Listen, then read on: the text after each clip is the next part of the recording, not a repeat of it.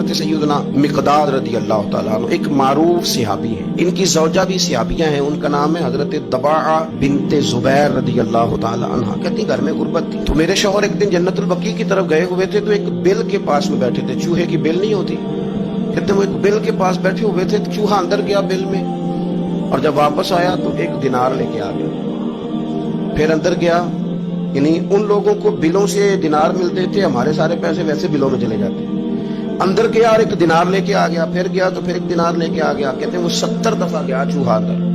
اللہ قرآن میں فرماتے ہیں تو مجھ پہ بھروسہ کر، وَيَرْزُقْهُ مِنْ حَيْثُ لَا يَحْتَسِبُ، وہاں سے روزی دوں گا کہ تو نے کبھی سوچا بھی نہیں ہوگا، میری ذات پر بھروسہ کر، پھر میں تیرے لیے بڑے دروازے کھول دوں گا۔ وہ چوہا 70 دفعہ اندر گیا اور 70 دفعہ ایک دینار لے کے باہر آیا۔ حضرت مقداد فرماتے ہیں میں نے انتظار کیا لیکن 71ویں دفعہ پھر نہیں آیا۔ علامہ یوسف نبہانی علیہ الرحمہ نے اس کو لکھا ہے، فرماتے ہیں میں نے وہ پیسے اسی طرح اٹھائے 70 دینار اور میں نبی کریم کی بارگاہ میں لے گیا، میں نے کہا حضور اس طرح کر کے نا چوہے کی بل سے 70 دینار ملے۔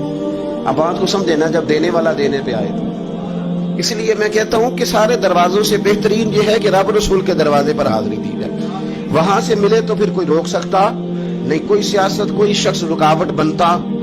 تو فرمانے لگے کہ میں نے وہ 70 دینار لا کے حضور کی بارگاہ میں پیش کیے تو نبی کریم نے 2 جملے ارشاد فرمائے، 2۔ پہلے حضور نے یہ پوچھا، فرمانے لگے کہ چوہا خود لے کے آیا، آپ نے بل کے اندر ہاتھ نہیں ڈالا؟ عرض کی حضور نہیں میں نے نہیں ہاتھ ڈالا، وہ خود ہی لے کے آتا رہا۔ تو 2 جملے کریم نے فرمائے، حضور فرمانے لگے یہ تو لے جا، اللہ تجھے برکت عطا فرمائے۔ 70 دینار کو بہت بڑی خطیر رقم نہیں تھی، لیکن فرمایا تو لے جا، اللہ تجھے برکت دے۔ آپ